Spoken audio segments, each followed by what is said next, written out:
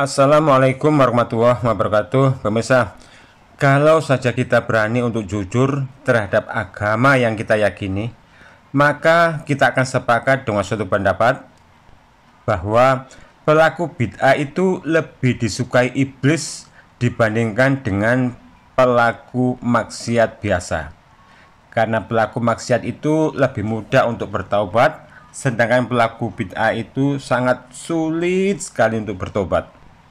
Dan fakta membuktikan betapa mereka sangat semangatnya, sangat kusuknya ketika mereka sedang mengamalkan amalan-amalan bid'ah. Seakan mereka dalam mengamalkan itu Allah dan Rasulnya telah ridho, telah mengaminkan doa-doa yang mengiringi kebid'ahan amalan mereka. Seakan pula mereka meyakini bahwa mereka mengumpulkan sebesar berpuluh gunung Uhud besarnya pahala dari amalan kebid'ahan mereka.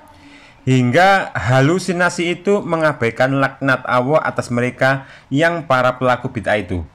Juga mengabaikan pengingat Rasulullah yang para pelaku bid'ah akan terusir dari telaga Nabi di saat mereka kehausan pada perjalanan di panasnya padang mahsyar yang menelan waktu ribuan tahun itu. Begitulah balasan yang pantas bagi mereka yang kelak jadi penyesalan yang tidak lagi berguna. Pantas karena mereka dengan amat sangat mencintai golongan mereka melebihi cinta mereka terhadap Allah dan Rasulnya. Pantas karena mereka dengan amat sangat memuliakan tradisi yang mereka yakini sebagai serapan kearifan budaya lokal melebihi memuliakannya terhadap sunnah.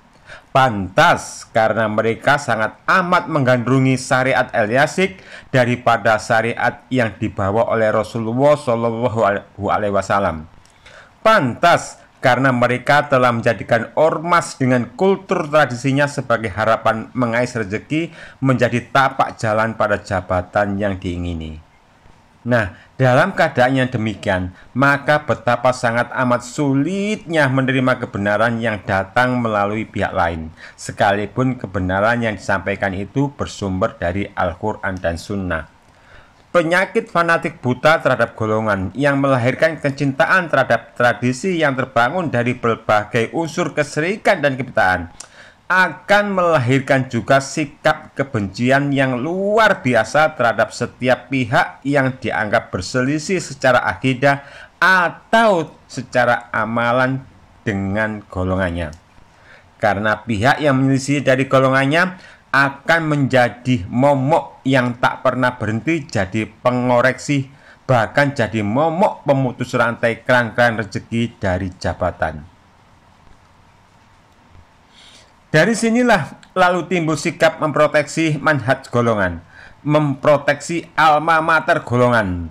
Jika memproteksi manhaj golongan melalui dakwah di mimbar-mimbar masih tidak merubah image golongan besek, maka bisa ditempuh langkah alternatif dengan bentuk dialog debat. Sayangnya, jika dialog debat yang didasari oleh sifat fanatik golongan, maka bisa dipastikan jalannya dialog hanya akan mencari kemenangan, bukan mencari kebenaran untuk diambil dan bukan pula untuk mencari kesalahan untuk ditinggalkan.